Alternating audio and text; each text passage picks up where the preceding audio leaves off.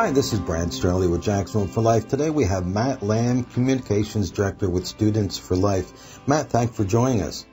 Yeah, thanks for having me. Oh, it is our pleasure. Tell us a little bit about the Students for Life. Absolutely. So Students for Life America is the largest pro-life student organization in the country. So we are on high school campuses, college campuses. That's where the bulk of our groups are. And then we also have some middle school groups, law groups, med groups, so Med Students for Life, Law Students for Life, and then Pro-Life Future, which is sort of like our alumni adult pro-life groups. And our website is studentsforlife.org. We're on Facebook, Twitter, Instagram, Snapchat, all that. But yeah, I mean, our goal is to abolish abortion, promote a culture of life across the country, but especially on high school and college campuses, because we know so many young people are being targeted by Planned Parenthood and the abortion lobby for abortions. You were right about that. What kind of kids or why get kids involved in the pro-life movement? Absolutely. So, I mean, this is the pro-life generation. Something like 78% of millennials, for example, support a ban on late-term abortion.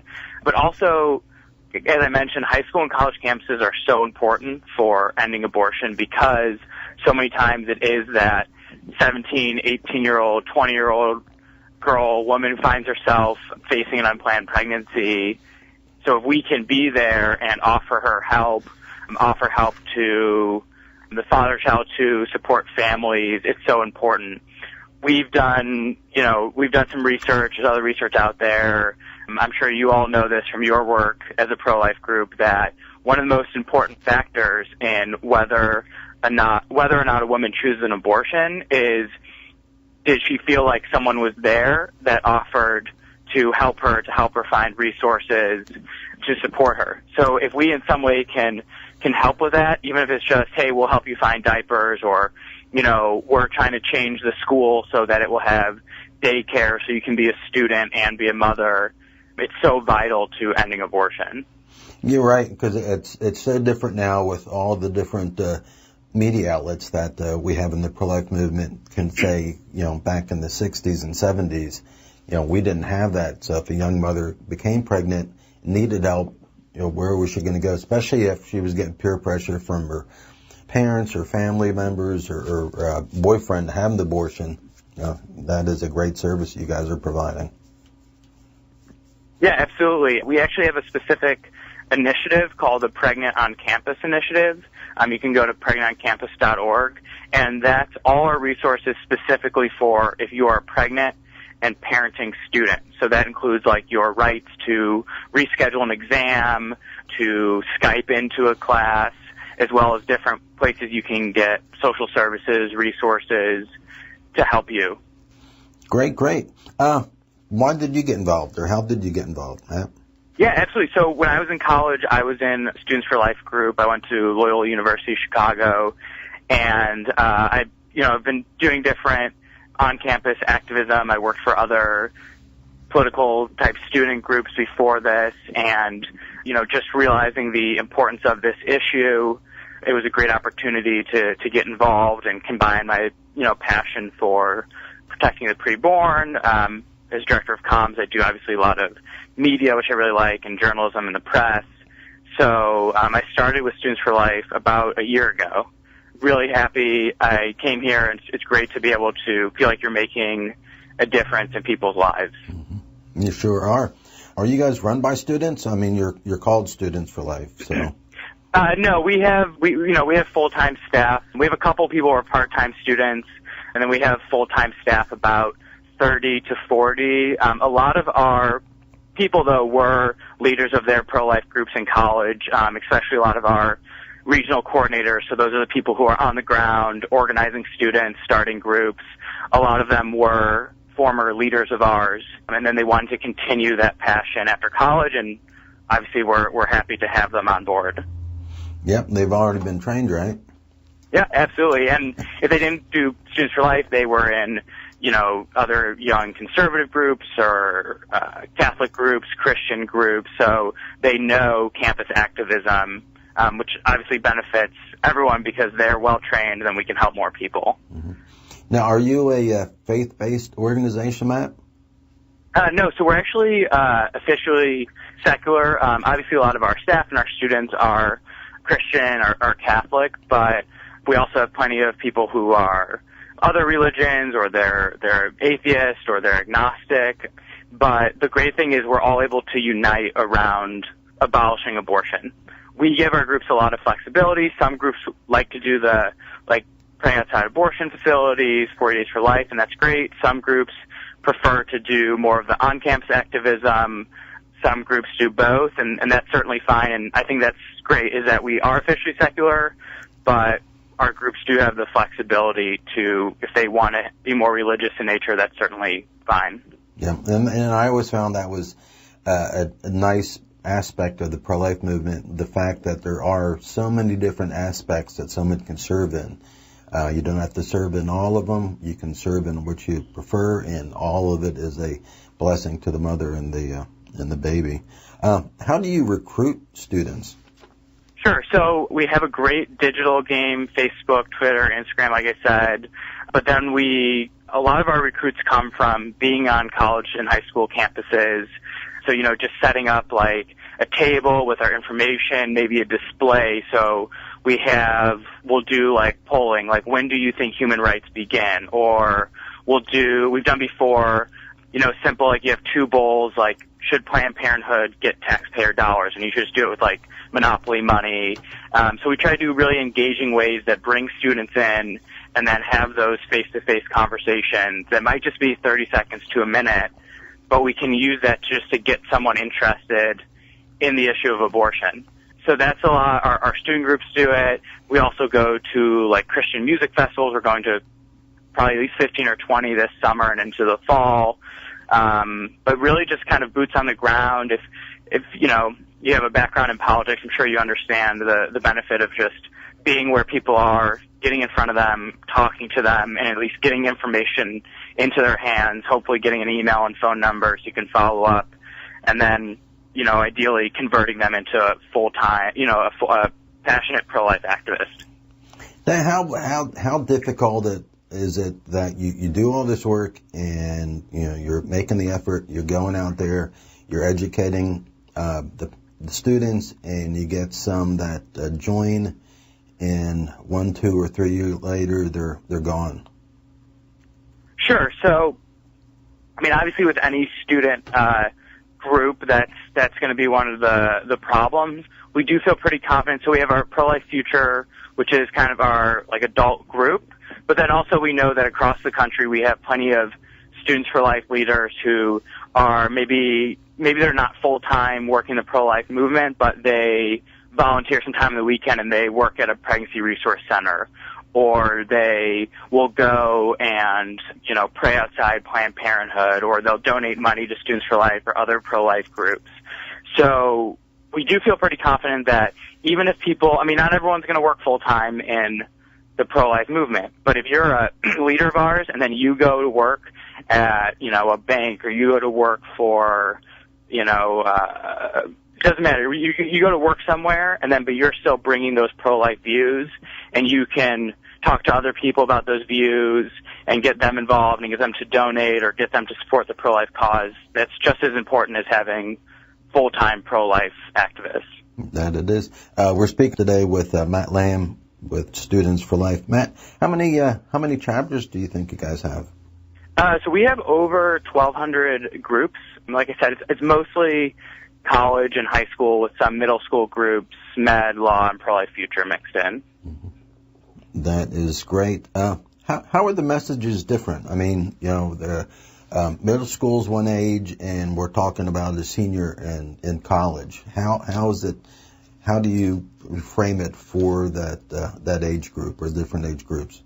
Right, absolutely. So it's kind of like that. I went to a Jesuit school, so the idea of like you meet people where they're at, right? So obviously with middle schoolers, you're talking a lot about just the basic biological facts of what happens during an abortion, up to when you get to law and med, you're going to be talking more specifically about, with med students, it might be conscience rights protections or how to convince other doctors of pro-life views, because, if you think about it, if we could just work on getting every doctor to not do an abortion, that would really help our cause, because it would decrease the supply of abortionists.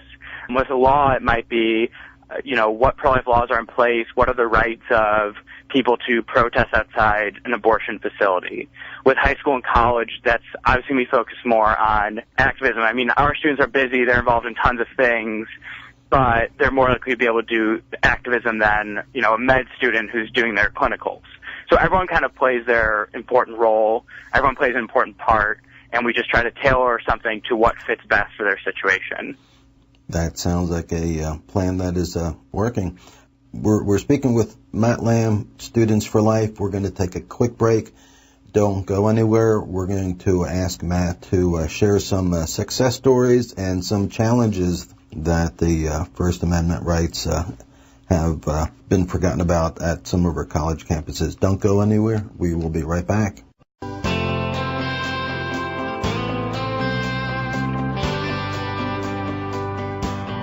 Hi, this is Brad Strelly with Jacksonville for Life. We're speaking with Matt Lamb, Communication Director with Students for Life. And Matt, I wanted to ask you about what some events have you been able to participate in over the years? Sure, absolutely. So, every year we host our national conference, and you can get more information on that if you go to sflalive.org. And we'll be opening registration in probably early to mid-August for that. And so that's we bring in great pro-life speakers, not only our own staff who can talk on issues like free speech and digital media and organizing on campus, but other pro-life leaders from like Brian Bomberger, Lila Rose, people from Alliance Defending Freedom, and that's really a great opportunity to network with other pro-life students, learn about your rights on campus, and learn how to, basically have the best group possible. So before that, we obviously go to the March for Life every year. We can help. If you have a group that wants to come, we can sometimes help with money or logistics. We usually do a couple webcasts that are training on, how to raise money to come to March for Life, how to organize a trip, and things like that. And then we do different events throughout the year. So we'll do a lot of mobilizations where, we've gone to, for example, testify in just recently Maryland and in California against pro-abortion laws and for pro-life laws. So we'll do that, a lot of political engagement. We do events on campuses, like we host speakers. So Kristen Hawkins, our president, we hosted her. I think she went to 20 campuses this past school year. Oh, wow. And then we'll also help if a group wants to bring another pro-life speaker to their campus. We can help with that. And you can see plenty of video from that if you go to our Facebook. It's just Students for Life of America. Go to our Twitter at Students for Life, FOR spelled out. But yeah, we're always doing things. We just had in our top students called Wilberforce and Stevens, so our top college and high school students into D.C. for about 3 to 4 days for really intense training. And then they'll all go out this school year and do a different project, whether it's fundraising for a pregnancy resource center, fundraising for a scholarship on their campus, maybe it's changing a campus policy. And you can see all our photos and some videos from that on our Facebook and Instagram. So we're always busy. There's never a slow day here. I would think not. Now, are you finding that the faculty are at the college level or the high school level, are they learning anything from you guys? So I would say, in recent years, it seems like we haven't had as much issue with faculty, except maybe at Fresno State and a couple other schools. Where we have had a lot of trouble with dialogue is actually other students washing away our chalking, stealing our signs, stealing our flag displays. And I'd be happy to share a couple examples of that, but Please, that seems to be definitely. our bigger problem. Yeah, a periodical, we like in Citizens Magazine, something on those lines. How are the non-pro-life students, what are they doing to you guys? Sure, absolutely. And if there's anyone listening who has their own pro-life group and you have any issues, you can always email us at comms, COMMS, at studentsforlife.org, or just call our headquarters, 540-834-4600, 540-834-4600. and we'd be happy to help you. So, for example, one example recently at the College of New Jersey, we put up pink and blue flags to commemorate lives lost to abortion. And about 8 to 10 people, we filmed them as they tore up all the flags, threw them to the ground. The school thankfully did come to our defense because we had reserved a spot. It was like on the quad to put up flags. They stole that at Western Washington University. We chalked on the ground. And a lot of the messages they weren't even necessarily like pro-life, pro-choice. It was like adoption saves lives, or, if you're a pregnant parenting student, here's a phone number you can call. It should have been pretty acceptable across the spectrum. Because a lot of it was about outreach. And students actually took traffic cones, and we have video of this too, and poured water over the chalking. And then the school ordered the staff to erase it, saying it was graffiti. And now the school apologized, but I don't know if it was did they apologize because they got caught? I don't know. I'll give them the benefit of the doubt on this one, but this happens. We actually track vandalisms. We have a map on our website that we update pretty regularly of all the different vandalisms against pro-life groups going back to 2012. So if you want to take a look at that map, if you see if there's any that aren't on there that you know about, you can again just email us at comms@studentsforlife.org. Okay. Yeah, it is always a challenge. It's a shame where it's just comes out of plain ignorance. Absolutely. Now, in your efforts, have you found that you've had to take any legal action? Absolutely. So we are lucky to be able to work with lots of great pro-life nonprofit law firms. Alliance Defending Freedom is obviously one of the more well-known ones. Thomas More Society out of Chicago, Life Legal Defense Foundation out of California. So we've won, we've settled lots of lawsuits, but we've also won some. So, for example, at Queens College in New York, we sued because they refused to grant our pro-life group the same amount of privileges as other groups. But we have a great leader there, Norvelia, and she fought back with the help of Alliance Defending Freedom. At Fresno State, we had a professor there, Gregory Thatcher, order his students last year to destroy our chalkings, and he actually settled, and he had to undergo First Amendment training and pay damages. So, we're here to help. Again, if you have any legal or free speech issues, feel free to contact us. Email us through Facebook, Twitter, Instagram, whatever's easiest for you, and we'd be happy to help. But yeah, we've won quite a few or settled lawsuits, which I still count as victories, changed policies, and we're blessed to have lots of great legal aid. That is a blessing. What is you guys' relationship with the mainstream media? Sure. Good question. So we found, at least as of late, it's been relatively fair coverage. We've been on, for example, NPR a couple times before the march, and actually just now talking about the Supreme Court pick, which I think is a good testimony to our reputation, that they trust us. They know when they come to us for a comment, we're going to tell them straightforward what we believe, and they do trust that we are genuine about our pro-life beliefs, which I think is a great, again, testament to our reputation. And we've had certainly fair coverage in publications like NPR, The Atlantic. There's a couple other ones I can't think of right now. But we have found, at least generally in treating with us, they've been relatively fair. Good. They should be. How does a student see if there's a chapter in their school? Yeah, so the easiest way you can do that is you can email us at info@studentsforlife.org, or again, reach out to us any of the other ways I mentioned, and we'd be happy to connect you with a regional coordinator in your area. If we have a group, they'd be happy to plug you in, and if we don't, they'd obviously be happy to work with you to start a group. The other thing, too, is if you currently have a group that's a pro-life group or like a Christian group, Catholic group, something similar, and you want to become part of Students for Life, you can do that. Or even if you just want to partner up and host a speaker together, or bring in one of our regional coordinators to talk about on-campus activism, we'd be happy to help you with that as well. Okay. Now, is that something that, say, a parent of a middle schooler or a high schooler can assist with, or inquire? Yeah, absolutely. We have lots of great middle school and high school groups, and their parents are often a great asset because they can help us organize. They know other parents of the school. They know teachers at the school, which can help with finding an advisor. So if you're a parent and you'd like to help us out, feel free to contact us as well, and we'd be happy to make that happen. Great. Matt, we're running short on time. If someone has a question, someone wants to get involved, you guys are a nonprofit, am I correct? Correct. Okay, if someone wants to make a donation, how do they get in touch with you? You can just email us at info@studentsforlife.org, or you can go just to our website, studentsforlife.org, and then click on the invest in our mission, or again, you can just call us at 540-834-4600, and we'd be happy to help you donate or happy to help get your student involved, or if you are a student and you want to get involved, just reach out to us. We have lots of great, friendly staff, and we're here to help, and anything we can do to help more people get involved in the pro-life movement, we're happy to do.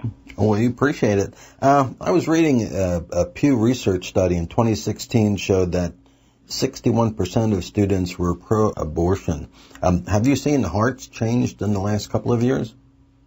Yeah, absolutely. I mean, obviously, one, we see that as more and more science and technology help us show what happens during a pregnancy, that helps. I think it was Knights of Columbus recently did a poll, and they surveyed, and they found that 78% of millennials support, I believe it's actually supporting, they would support prohibitions on abortions after 12 weeks. Kind of the political legislation right now is the 20-week abortion ban, but if you support it after 12 weeks, you would support it for 20 weeks too. Yep. So I think that's been really helpful for us, and we have certainly seen more and more students are pro-life. And what's really interesting is pro-life across the spectrum. Like I mentioned, we have plenty of student leaders who are more conservative Christian, but we have plenty of student leaders and activists who are might consider themselves more politically liberal. They're agnostic. They might not be conservative on every issue, but obviously that's okay with us because our focus is abortion. So you can be for raising taxes and be pro-life and be part of us, and you can be for cutting taxes and be pro-life and be part of us because we're just focused on the abortion issue. Yep, I agree. If for the folks that are listening and, you're teetering about something like assisting Students for Life, something that Students for Life is quoted saying in the old Citizens magazine, that 79% of Planned Parenthood abortion mills are within 5 miles of a college campus. Mm-hmm. Yeah. I mean, that's absolutely, we know Planned Parenthood targets college campuses, and I would imagine, too, it's similar for high school. I mean, I know just back home, I'm from Illinois, they just opened up a new Planned Parenthood facility that's within probably about 10 miles of, I can name at least 5 to 6 public high schools as well as some private high schools. If I had to guess numbers, that's at least probably 15 to 20,000 students. So, Planned Parenthood is a business, so they're targeting their clients. So absolutely, that's why, like I said before, earlier on, high school and college campuses are so important because that's their target clients, or I would say victims, so to speak, of Planned Parenthood. I agree. Matt, I appreciate you being on today. I hate to interrupt, but we are out of time. Thank you again so much for joining us today and for all you do to promote a culture of life. We'd like to thank this station for being faithful to his word and this opportunity to promote pro-life radio. And thank you for listening today. For more information about local pro-life events, please visit us at jacksonvilleforlife.org. Follow us on Facebook and Twitter. Until next time, do something, save babies in Jacksonville.